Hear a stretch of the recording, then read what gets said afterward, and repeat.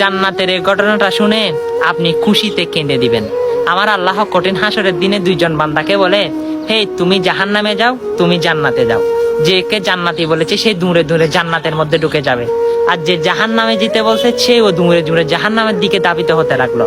তখন আমার আল্লাহ খেয়াল করলো, তখন জিব্রাইলকে বলে, জিব্রাইল ও কি জাহান্নাম ছিলে না? ও এইরকম দূর দিল যে। তখন ওকে আবার ডাকো, তখন ডেকে আনলো। তখন আল্লাহ জিজ্ঞাসা করে, হে বান্দা, তুমি জাহান্নামে এত ভয় সম্পর্কে তোমার ধারণা নাই, তুমি কি মনে করো? তখন সে বান্দা বলে, আল্লাহ দুনিয়া থাকাকালীন আপনার কথা শুনি নাই, হাসরের ময়দানে কোটি কোটি নবী রাসূল এবং মাকলুকার সহ তাদের সামনে যদি আমি আপনার কথা শুনে যদি দৌড়িয়ে জাহান্নামে না যাই, কেমন দেখা যায়? আমার আল্লাহ বলে, হে বান্দা, তুমি দুনিয়াতে আমাকে এত ভালোবাসা দাও নাই, হাসরের ময়দানে এসে এত ভালোবাসা দিয়েছ, যাও সেটার স্বরূপ হচ্ছে তোমাকে আবার জান্নাতে পুনরায় দিয়ে দিলাম। সুবহানাল্লাহ। তখন দৌড়ে দৌড়ে তিনি জান্নাতের মধ্যে প্রবেশ করবেন। হ্যাঁ, সেটি আমার আল্লাহ এত দয়াবান। অবশ্যই সেই আল্লাহর প্রেম ভক্তি নিয়ে তার ভিডিওগুলো সকল মুসলমানের কাছে পৌঁছে দেন।